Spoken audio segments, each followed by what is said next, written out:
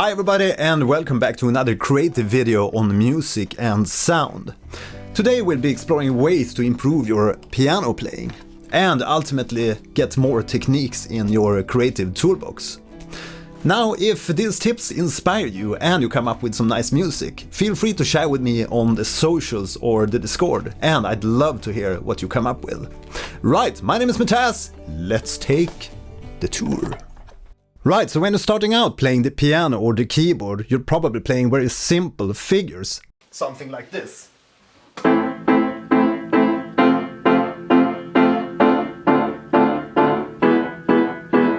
And now I show you how you can improve on this and play with much more variations. Okay, so bashing away the chords like that can actually sometimes be necessary, especially if you have a very busy vocal line and you want to have a very calm arrangement behind the vocals. But sometimes it might be a missed opportunity and you want to play a little bit more elaborate and more interesting and intricate. And that's where these tips come into play. And now I'm going to show you 5 tips on how you can make your piano playing more interesting. So for tip number 1 is to play your chords in arpeggios. An arpeggio is when you break up the chord notes and play them in succession, one at a time. This chord progression consists of the A minor, to the F major, to a D minor 7, and finally to the E7. And back to the A minor. So in this case we could be playing arpeggios like this.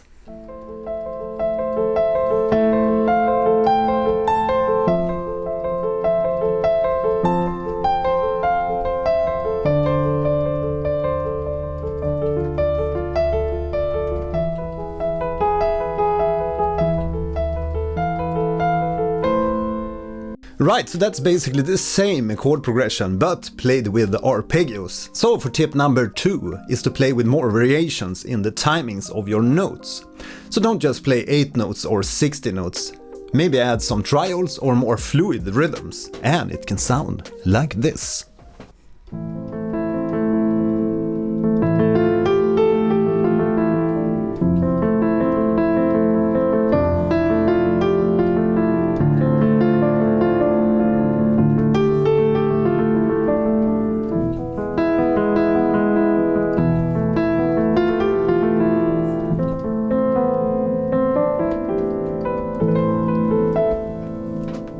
Right, so tip number 3 is about playing the chords in different inversions and also in different octaves. And playing the chords in inversions can sound like this.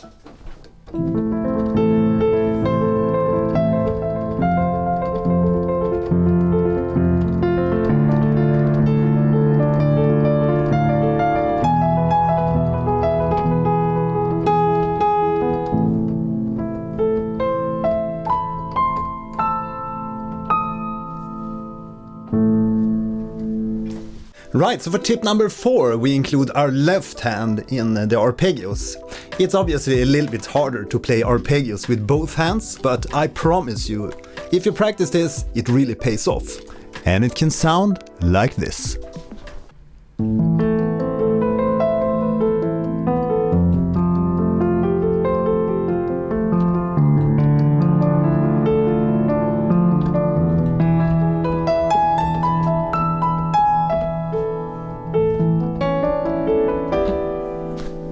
Right, so finally for tip number 5 is to play an ostinato in our right hand, while we have some other chords and bass changing in the left hand. An ostinato means that we're playing a repeating figure or phrase, and the ostinato in this case acts as the pedal point. Now, if you want to learn more about ostinatos or pedal point, I did some previous videos on these subjects, so you can click the links in the video description and learn more about that. Okay, so tip number 5, ostinato.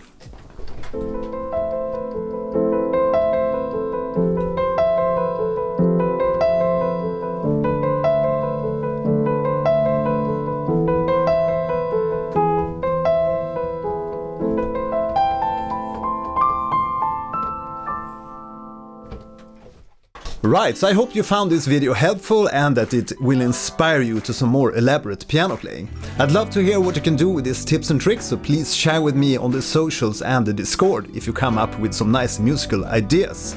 Now, if you're new to my channel, make sure to subscribe, hit the like, and write any comments or questions in the video comments. Now you can continue and watch my next video, and I'll see you in the next one. Bye!